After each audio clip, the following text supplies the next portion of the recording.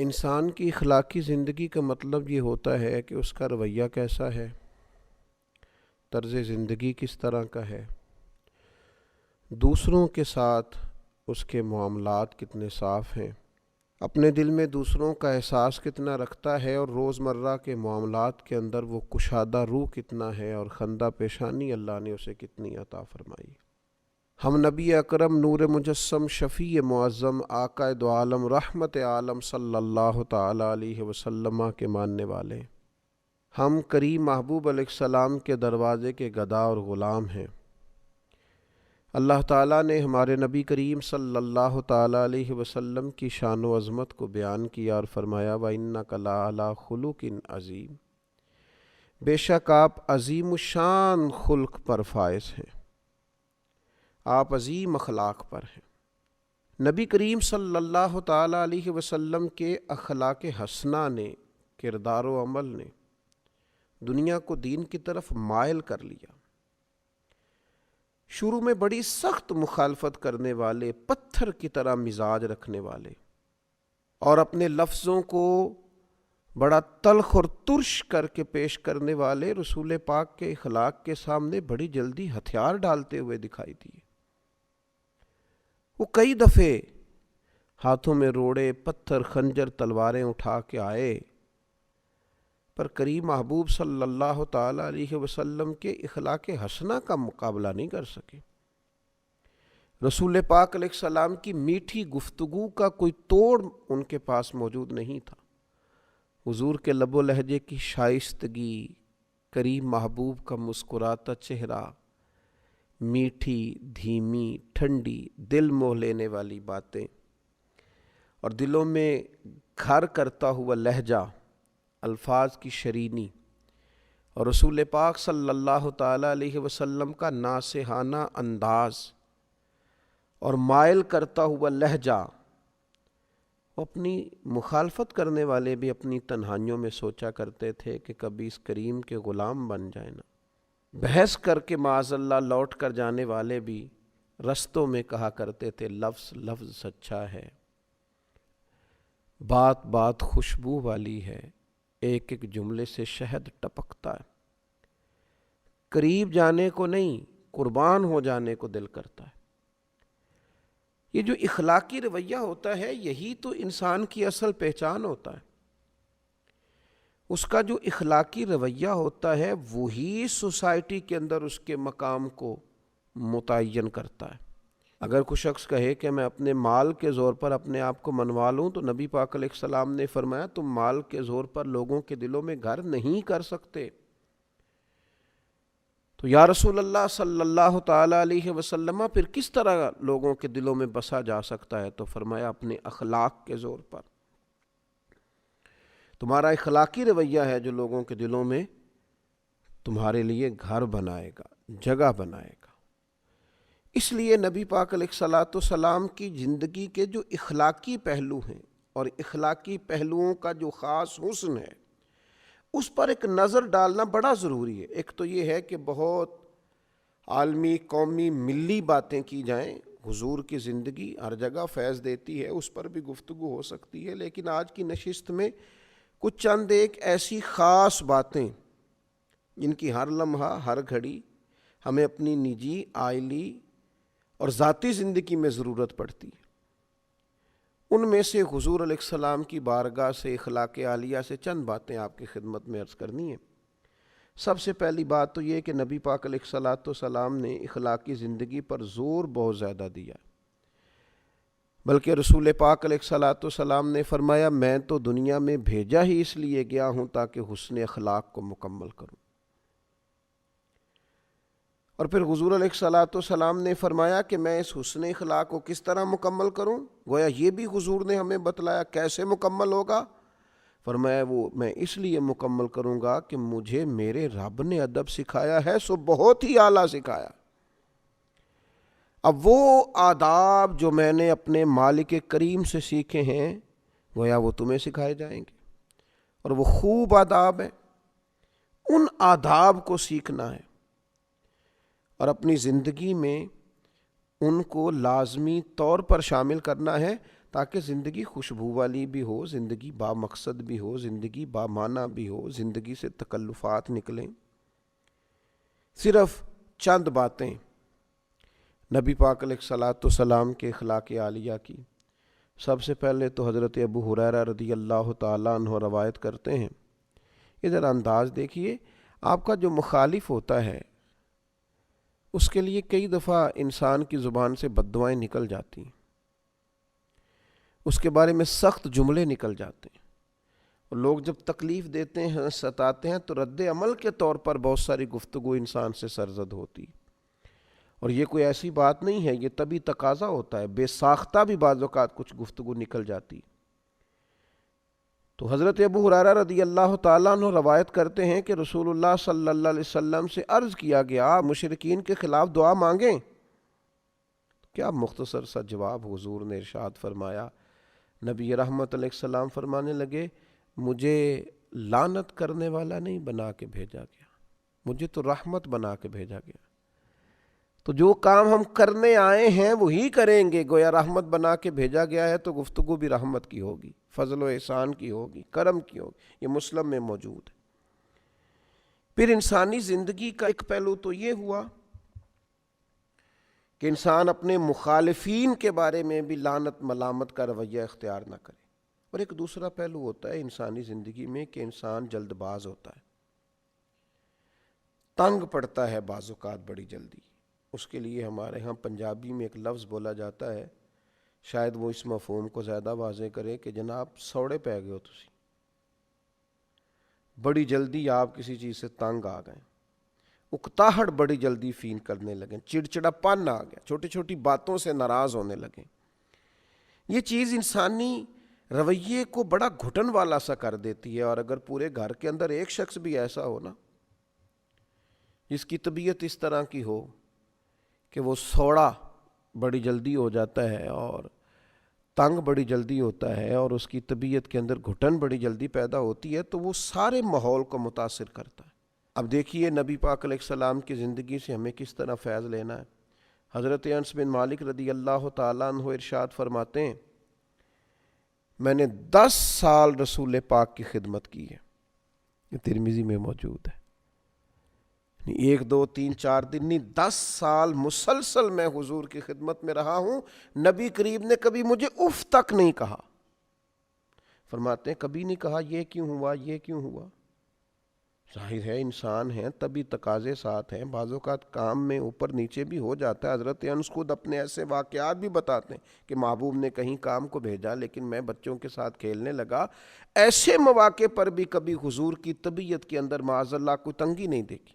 اس اخلاقی پہلو کو اپنانے کی بڑی اشد ضرورت ہے کہ مزاج میں تنگی نہ ہو، گھٹن نہ ہو، ذرا ذرا سی بات سے تلخ ہو جانا، ذرا ذرا سی بات سے ناراض ہو جانا، اور اس طرح کے لوگ خود بڑی تکلیف میں آتے ہیں، اپنے آپ کو اذیت دیتے ہیں، اپنے دل میں پریشانی محسوس کرتے ہیں، بے چین، بے قرار اور پراگندہ کیفیات اور حالات کا شکار ہوتے ہیں۔ تو حضور کے اخلاق سے فیض لیا جائے۔ حضرت انس بن مالک کہتے ہیں کبھی اف نہیں کہا، گویا سایہ ہی ملا، کرم ہی ملا، عطا ہی ہوئی۔ تیسری بات نبی پاک علیہ الصلوۃ والسلام کے اخلاق میں ہمیں ملتی ہے، یہ بخاری شریف میں حضرت ابو ہریرہ رضی اللہ تعالیٰ عنہ سے حدیث مروی ہے۔ حضرت ابو ہریرہ رضی اللہ تعالیٰ عنہ روایت فرماتے ہیں کہ رسول اللہ صلی اللہ تعالیٰ علیہ وسلم نے کبھی کسی کھانے کی مذمت نہیں کی، کبھی کسی کھانے کی برائی نہیں کی۔ اگر آپ صلی اللہ تعالیٰ علیہ وسلم کو کوئی کھانا، کوئی چیز پسند ہوتی تو کھا لیتے، ورنہ چھوڑ دیتے، لیکن یہ میری من پسند چیز نہیں آئی، یہ نہیں بنایا گیا، یہ نہیں کیا گیا، یہ عائلی زندگی کو، نجی زندگی کو بڑا متاثر کرتا ہے، دوستوں کی محافل کو بڑا بھائی میں یہ نہیں کھاتا، یہ آپ کیا لے آئے، یہ انسان کی زندگی کو ایک متاثر کرنے، اگرچہ یہ چیز معمولی ہے دیکھنے میں کہ کسی شخص نے کسی چیز کو کہہ دیا مجھے ناپسند ہے، لیکن نجی زندگی کو بہت متاثر کرتی ہے۔ اگر آپ کو کوئی چیز پسند نہیں ہے تو بھائی باقیوں کو تو پسند ہے نا، آپ کو کوئی سبزی پسند نہیں ہے تو باقیوں کو تو پسند ہے، لیکن آپ کے رویے کا انداز اتنا عجیب ہے کہ آپ گویا باقیوں کو بھی جبراً اس سے روکنا چاہ رہے ہیں، آپ کو پسند نہیں، آپ چھوڑ دیجئے۔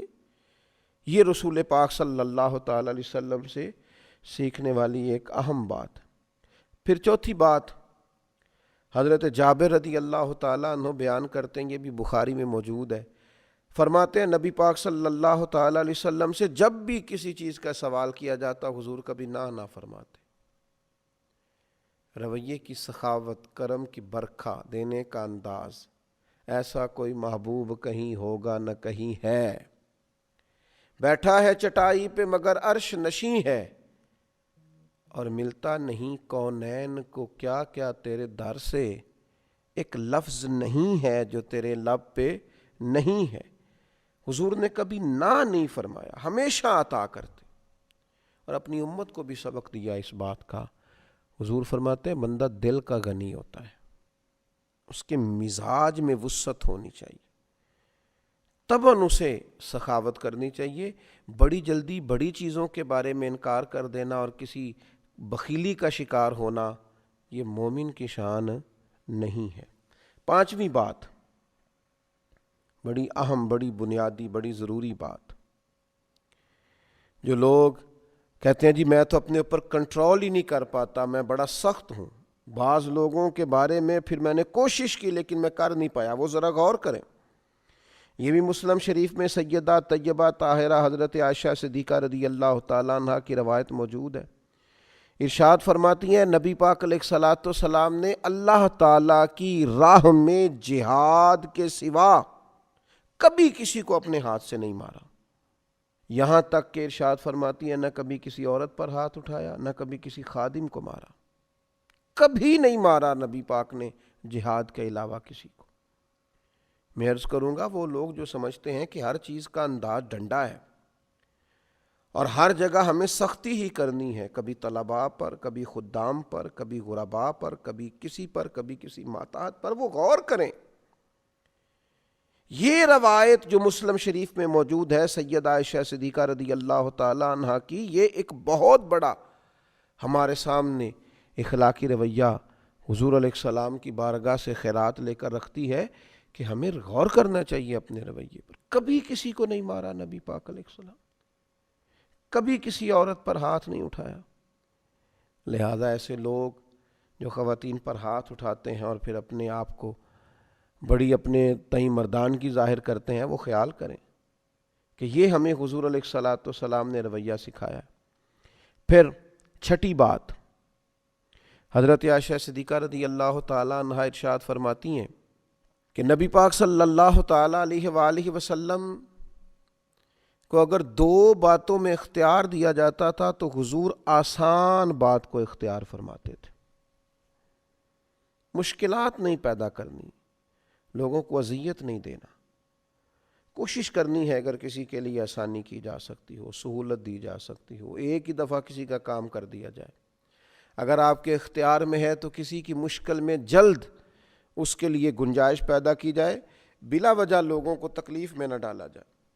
اور پھر ساتویں بات، اسی حدیث کا اگلا حصہ، حضرت عائشہ صدیقہ رضی اللہ تعالیٰ عنہ فرماتی ہیں نبی پاک علیہ السلام نے اپنی ذات کے لیے کبھی کسی سے انتقام نہیں لیا۔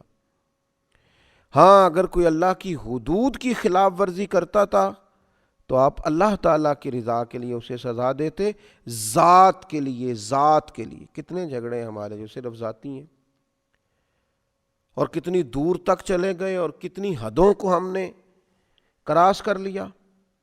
تو اپنی ذات کا بت نہ بنائیں معاذ اللہ، اپنی ذات کے لیے حضور علیہ السلام نے کبھی کسی سے انتقام نہیں لیا۔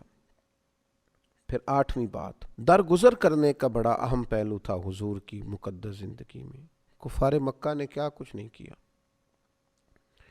کس کس رنگ میں انہوں نے تکلیف نہیں دی، لیکن فتح مکہ کے موقع پر حضور نے فرمایا بتاؤ تمہارے ساتھ کیا سلوک، اور انہوں نے کہا آپ بھی کریم ہیں، آپ کے والد بھی کریم ہیں، خاندان ہی کریموں کا ہے۔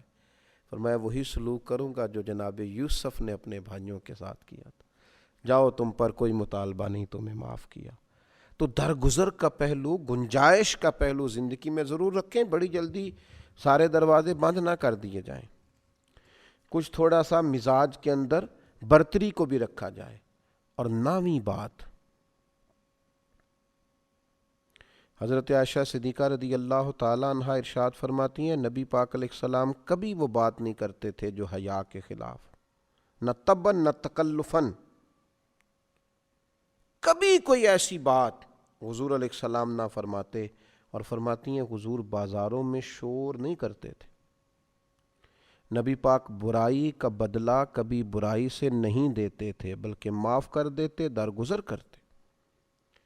لب و لہجے سے جب بھی کوئی بات نکلے وہ حیا والی ہو، وزادار ہو. بعض لوگ بات کرتے ہیں تو محسوس ہوتا ہے کہ یار یہ جو آپ نے گفتگو کی ہے یہ آپ کی شخصیت سے میچ نہیں کی، آپ بہت بڑے آدمی تھے، آپ کو اتنی چھوٹی بات نہ کرنا چاہیے تھی.